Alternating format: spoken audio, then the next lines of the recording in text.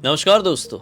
नेपाल के एक छोटे से गांव में रोहन नाम का एक लड़का अपने परिवार वालों के साथ अच्छी खासी अपनी ज़िंदगी काट रहा था कि एक दिन इसे क्लास 10th में 85% आ गए। बस इसकी पूरी ज़िंदगी ही पलट गई। पॉजिटिव वे में नहीं भाई, बहुत ही डरावने और भयानक तरीके से।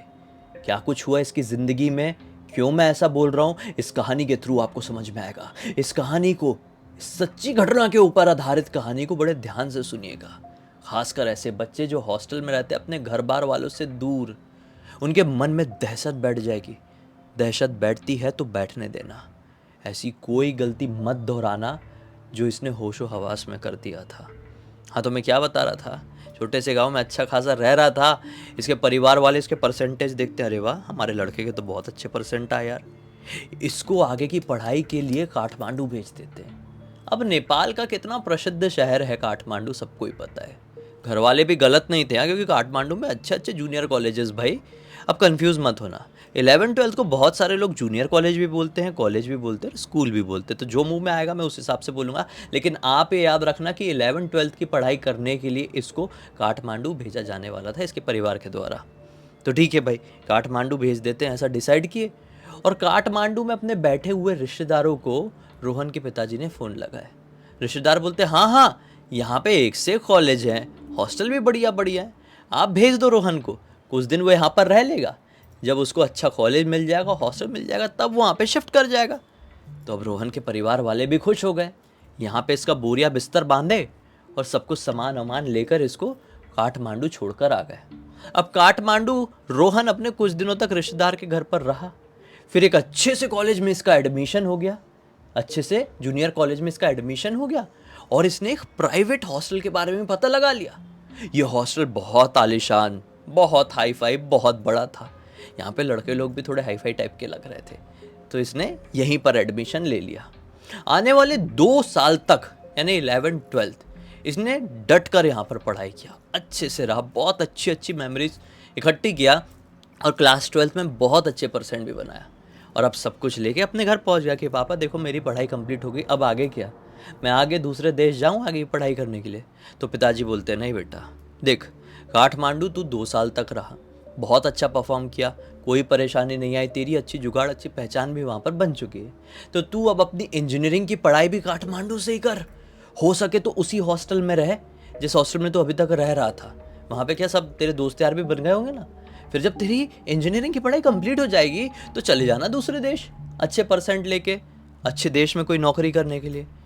ये बोलता है अच्छा ठीक है, आप भी गलत नहीं बोल रहे हो, ठीक है चलो कोई नहीं, मैं वापस से जाता हूँ काठमांडू। ये वापस से काठमांडू गया, अपने रिश्तेदारों के घर पर सामान रखा और एक अच्छे इंजीनियरिंग कॉलेज के बारे में पता लगाना शुरू कर दिया।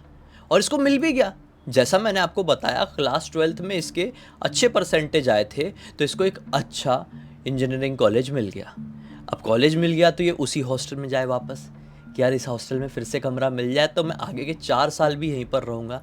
और बहुत अच्छे अच्छे दोस्त बन गए तो उनके साथ और अच्छी अच्छी मेमोरीज बटोरूँगा। लेकिन जब ये इस हॉस्टल में वापस पहुँचा तो क्या पाया कि एक भी सीट खाली नहीं है। बढ़िया हॉस्टल था वो यार, जैसा मैंने आपको बताया, तो सीट खाली नहीं बचती थी। इसका मन उदास हो गया। हॉस्टल के डीन या फिर जो भी रहे होंगे वो बोलते बेटा चिंता क्यों कर रहा है, ऐसे कई हॉस्टल है अपने काठमांडू में, पता कर ले कहीं और पे। उन्होंने भी 2-3 हॉस्टल का रेफरेंस दिए। ये वो 2-3 हॉस्टल में घूमा, इसको मज़ा नहीं आया। फिर बड़ी मुश्किल से 10-15 दिन बाद इसको एक दूसरे हॉस्टल के बारे में पता चला जो कि काठमांडू से थोड़े आउटर के इलाके में था। आउटर के इलाके में भले ही था लेकिन वो भी बहुत बड़ा, बहुत आलीशान था। एक ऐसी जगह पर सिचुएटेड स्थित था जो जगह जंगल से घिरी हुई थी, लिटरली जंगल। ऐसे जंगल मतलब झाड़ियाँ भाड़ियाँ वाला नहीं, मतलब एकदम आउटर इलाके में। और 2 किलोमीटर आगे निकलो, बाहर निकलो तो सिटी एरिया लगता था, मतलब इतना आउटर था वो।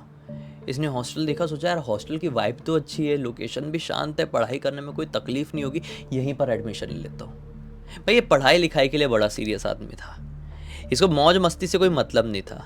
एकदम ऐसा वो भी नहीं था कि दुनियादारी इसको आती नहीं है, चालाक चंट तेज भी था और पढ़ाई में भी बहुत अच्छा। तो इसको बढ़िया से यहाँ पर एडमिशन मिल गया। अब इस हॉस्टल में जो इसको एडमिशन मिला है वो किसी नॉर्मल कमरे में नहीं मिला, इसको मिला 5th फ्लोर में, मतलब टॉप फ्लोर में। और इस फ्लोर में ज़्यादातर कमरे बंद हैं, ज़्यादातर कमरों को as a store room treat किया जा रहा है। ये सोचता है कि चलो यार कोई नहीं, रह लेंगे यहाँ पे भी, यही सोच के कि यहाँ पे भी पढ़ाई अच्छी होगी। जो रूम इसको मिला वो रूम एक और लड़के को मिला। ये दोनों दोस्त बन गए, दोस्त बने सब, वो भी पढ़ाई करने वाला था, ये भी पढ़ाई करने वाला। तो दोनों एक दूसरे को डिस्टर्ब नहीं करते थे पढ़ाई के मामले में। ठीक है, रहते रहते इसको कुछ दिन हो गए। ये ज़्यादा दोस्त भी नहीं बनाता था अपने, सिर्फ किताब और थोड़ी बहुत बातचीत। तो यहाँ पे रहते होते हुए कुछ दिन हो गए, तो इसका जो दूसरा रूममेट था ना, उसके मामा जी की शादी का समय आया।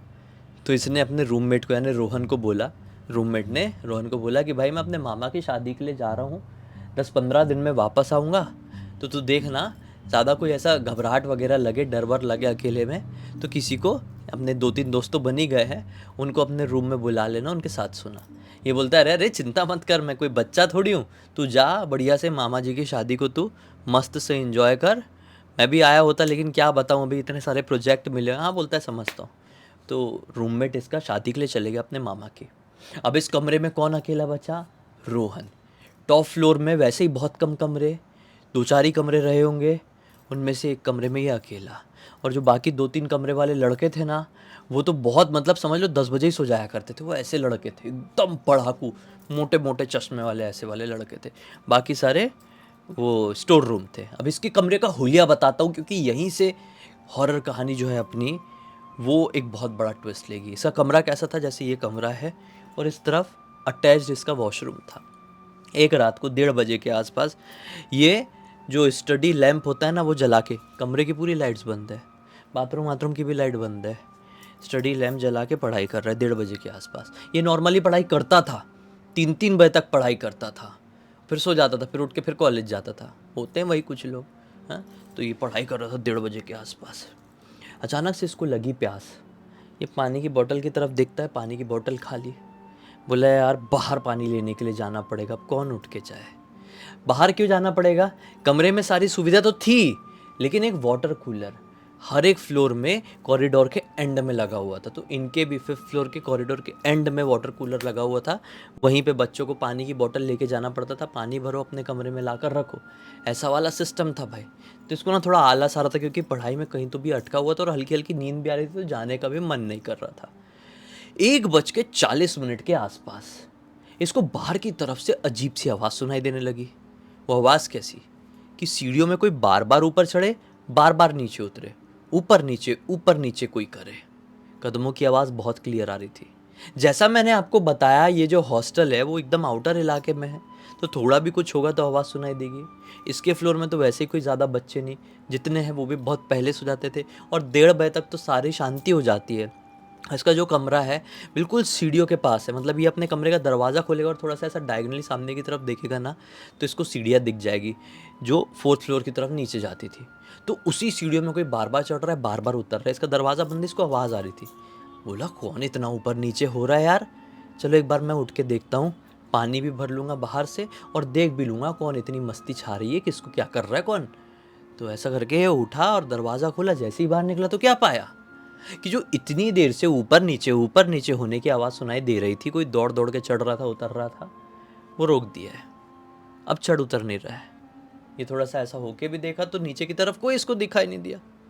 बोला छोड़ो यार, कोई होगा, मैं अपना पानी भरता हूँ और फिर कंप्लीट करके सोऊंगा।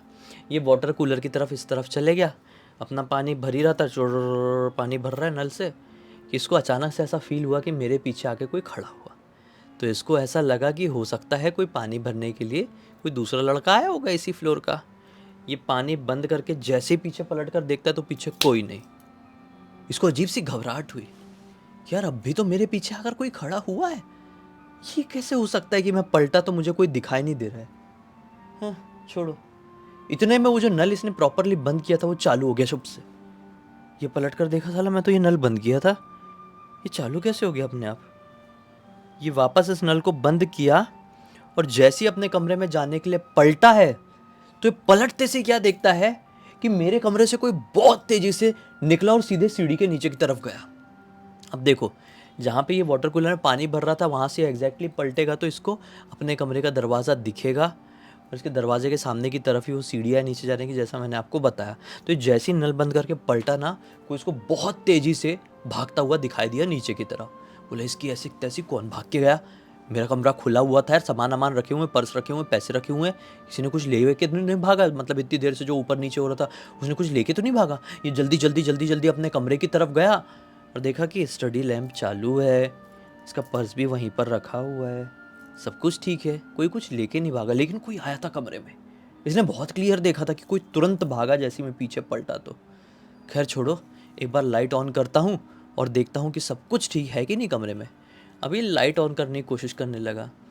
इसकी जो लाइट्स की बटन है ना, इसके दरवाजे के पास, दरवाज़ा इसका कमरे का अभी भी खुला हुआ है क्योंकि ये जस्ट अभी बाहर से अंदर आया है और अंदर ये सब कुछ देख रहा है तो दरवाज़ा खुला हुआ है। ये लाइट ऑन करने की कोशिश कर रहा है, लाइट ही ऑन नहीं हो रही है। ये ठोक रहा है बटन को, ऑन ही नहीं हो रही है, ऑन ही नहीं हो रही है। इसका दिमाग ख़राब हो गया कि इतने में इसने क्या ऐसा सेंस किया कि फिर से कोई सीढ़ियों वाली तरफ से वाटर कूलर की तरफ बहुत तेज़ी से भाग कर गया। इसने बोला ये कौन भागा, इतना तेज कौन भागा। ये बटन फुटन को छोड़ के दरवाजे के बाहर निकले और वाटर कूलर की तरफ देखने लगा, लेकिन कोई भी नहीं था। सीढ़ियों की तरफ भी देखा, कोई भी नहीं था। ये वहीं पर खड़े खड़े सोचने लगा, ये क्या हो रहा है मेरे साथ। पहले मैं पानी भर रहा था तो मुझे ऐसा फील हुआ कि मेरे पीछे आकर कोई खड़ा हुआ, फिर मैंने नल बंद कर दिया, फिर मैं पीछे पलट कर देखा तो कोई नहीं था, फिर नल अपने आप चालू हो गया, फिर मैंने नल बंद किया, फिर मैं पीछे पलटा तो मेरे कमरे से कोई नीचे भाग के गया। अब मैं अपने कमरे में आया हूँ, अच्छी खासी बटन को मैं चालू कर रहा हूँ, लाइट ऑन नहीं हो रही है, फिर कोई मुझे तेज़ी से भागता हुआ दिखाई दिया है। ये हो क्या रहा है मेरे साथ। ये सब कुछ ये सोच ही रहा था कि इतने में इसके जो कमरे का बाथरूम है ना, उसका नल झर्र से चालू हो गया। ये घबरा गया, बोला अपने आप नल कैसे चालू हो गया। इसके मन में और तेज़ घबराहट इसलिए हो गई क्योंकि इसके बाथरूम में पानी शाम से ख़त्म हो गया था, पानी बंद हो गया था, पानी नहीं आ रहा था। और जनरली शाम को अगर पानी बंद हो जाए तो सुबह तक आता नहीं था कमरे में। पानी बंद हो चुका था, ये अपने आप कैसे आ गया। और ये नल वल बंद करके रखता था, इसकी बहुत क्लियर आदत थी, ऐसा खुला नहीं छोड़ता था। तो नल तो बंद ही था, अपने आप बाथरूम से चालू कैसे हो गया। अब ये धीरे धीरे करके दबे कदमों से बाथरूम की तरफ बढ़ने लगा, डरा सहमा सा कि अपने आप चालू कैसे हुआ। कि अचानक से इसने क्या सेंस किया, बाथरूम का जो दरवाज़ा है वो हल्का सा खुला हुआ है, हल्का सा, और अंदर लाइट जल रही है। लाइट जल रही थी और बाथरूम की लाइट की बटन बाहर की तरफ है। अब जैसा कि आपको याद होगा, मैंने स्टार्टिंग में ही आपको बताया था कि ये जब पढ़ाई कर रहा था, जब इसने पहली बार किसी की दौड़ने की आवाज़ सुना था बाहर से, तब उस समय से कमरे में सारी लाइट्स ऑफ थी, सिर्फ एक स्टडी लैंप चालू था। जब ये पानी भर के अंदर की तरफ आया था तब भी इसने बहुत क्लियर नोटिस किया था कि सिर्फ स्टडी लैंप चालू है, बाथरूम कमरे फमरे सबका लाइट बंद है। लेकिन अभी इतने देर में ही अपने आप बाथरूम का नल और लाइट कैसे चालू हो गई। इसको इस बात से और ज़्यादा घबराहट हो गई। ये देखते देखते देखते देखते अब लगभग बाथरूम के दरवाजे के पास वो अंदर की जो लाइट है उसकी बटन के सामने पहुंच गया और बटन को देखकर इसका पूरा शरीर ठंडा पड़ गया, क्योंकि जो बाथरूम की लाइट की बटन है वो बंद है लेकिन अंदर की लाइट चालू है। घबराहट के मारे इसने सोचा कि बटन वटन में ख़राबी तो नहीं आ गई, कुछ शॉर्ट सर्किट अंदर ही अंदर तो नहीं हो गया, जो कनेक्शन ऐसा हो गया होगा इसलिए बेडरूम मतलब मेरे रूम की लाइट चालू नहीं हो रही है और यहाँ की बंद होके भी चालू है। इसने वो बटन को चालू करने की कोशिश किया कि चालू करूँगा तो हो सकता है बंद हो जाएगी। जैसे ही इसने चालू किया है, इसको झुक से बहुत ज़ोर से करंट लगा। बोला ये क्या है, और जैसे ही इसको करंट लगा कोई करके हंसता हुआ भाग के गया बाहर की तरफ। फिर से कोई ऐसी कॉरिडोर की तरफ, ऐसा इसके दरवाजे के बाहर कोई ऐसा बहुत अजीब सा हंस के भागता हुआ गया। ये बहुत ज़ोर से डरा और वो अपने दरवाजे की तरफ गया क्योंकि दरवाज़ा अभी तक खुला हुआ है। सोचा कि दरवाज़ा बंद कर देता हूँ, पता नहीं अंदर क्या क्या हो रहा है, बाहर क्या क्या हो रहा है। ये दरवाज़ा बंद करने ही वाला था तो क्या पाया कि 4th फ्लोर की लाइट जो है वो फ्लिकर करिए जुब जुब जुब जुब जुब जुब जुब जुब। भाड़ में जाए, इस कमरे में, इस हॉस्टल में कुछ ना कुछ प्रॉब्लम है, मैं अभी सो जाता हूँ भगवान का नाम लेके। ये दरवाज़ा बंद कर दिया और कृष्ण जी को थोड़ा मानता था तो कृष्ण जी का नाम लेते लेते ही अपने बिस्तर में लेट गया। कृष्ण कृष्ण कृष्ण राधा राधा राधा करके बिस्तर में लेट गया और इसको नाम जाप की वजह से नींद लग गई। लेकिन रात के 3 बजे के आसपास इसे कान के पास कोई आता है और कहता है कि तूने मेरी गर्लफ्रेंड के ऊपर हाथ उठाया ना, अब मैं तुझे जिंदा नहीं छोड़ूंगा, मरने के लिए तैयार हो जा। ऐसा इसके कान के पास आकर कोई एकदम खुसफुसा के बोला है भारी सी आवाज में। ये घबरा के चीख के उठा कि शिट ये क्या है। ये जैसी जागा तो कमरे में सब कुछ नॉर्मल था। ये सोचा अरे हो सकता है बुरा सपना होगा, वैसे भी सोने से पहले क्या क्या हो रहा था बाहर की तरफ। और ऐसा करके वापस से लेटने को हुआ है कि उसकी नज़र अपने सामने वाले बेड की तरफ पड़ी। इसका सामने वाला बेड, इसके रूममेट का बेड जो भी खाली था, लेकिन उस बेड में कोई तो भी बैठा हुआ है, बड़ी बड़ी आंखें करके इसकी तरफ घूर रहा है। उसकी आंखों को देखकर ये इतनी जोर से डरा क्योंकि इस लड़के को जिंदगी में इसने पहली बार देखा था। डर के इसने बहुत जोर से चिल्लाया और चिल्ला के जैसे भागने को हुआ और अपना दरवाजा खोला है। दरवाजा खोलते से इसने उसी लड़के को अपने दरवाजे के बाहर भी पाया। और जैसे इसने उस लड़के को ध्यान से देखा कि ये तो बाहर भी है अंदर भी है, मैं क्या करूं, ये कुछ कर पाता, इससे पहले बाहर खड़े हुए उस भूतिया लड़के ने इसके चेस्ट में इतनी जोर से लात मारा कि ये फेंका के वो जो इसका बेड था ना उसके पास जाके गिरा। और उसका जो कॉर्नर वाला जो उसकी रॉड होती है, ऐसा पैर होता है ना जो बेड का, उसके उसमें सिर में बहुत जोर से टकराया। ये अब जैसे तैसे करके अपना चेस्ट और सिर लेके ऐसा उठा है कि इसको पीछे से किसी ने बिल्कुल इसी वाले पोर्शन में इतनी गंदे तरीके से मारा कि ये सीधे कमरे के बाहर जाके फेंकाया। और इसका सामने वाला सर का पोर्शन सामने वाली कॉरिडोर की दीवार से टकराया और ये वहीं पर बेहोश।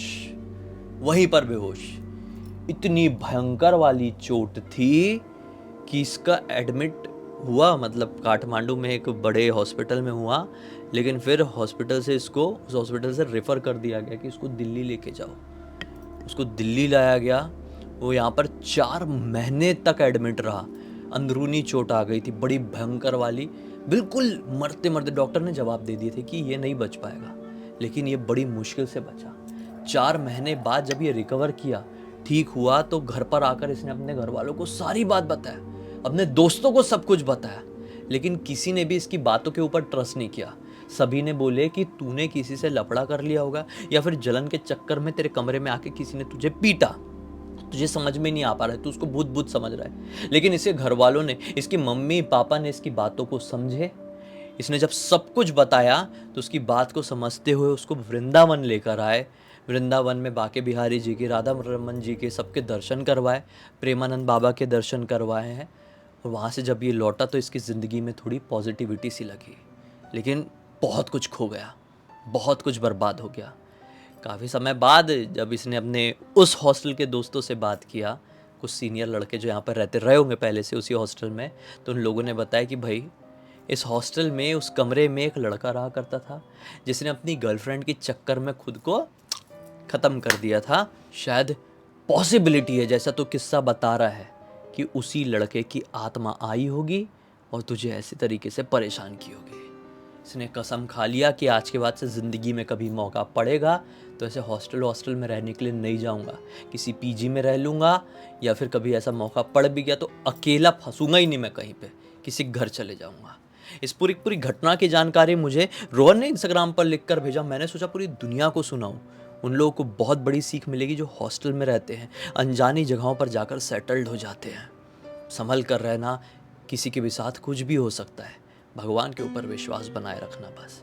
इसी एक नोट के साथ इस कहानी का अंत करते हैं। अब तक इस वीडियो को देख लिए थे तो लाइक ज़रूर कर देना, चैनल को सब्सक्राइब करके बेल आइकन दबा के ऑल के ऑप्शन में क्लिक करना, और इंस्टाग्राम की लिंक वीडियो के डिस्क्रिप्शन बॉक्स में मिल जाएगी, वहाँ पे भी जुड़ जाना। और आपके पास भी ऐसी कोई कहानी, टॉपिक या जानकारी हो तो लिंक भेजना, हो सकता है हमारा अगला वीडियो कल आपके हिसाब से ही बन रहा हो। तो चलिए कल फिर से मिलते, तब तक के लिए बहुत बहुत धन्यवाद। आपका दिन शुभ हो।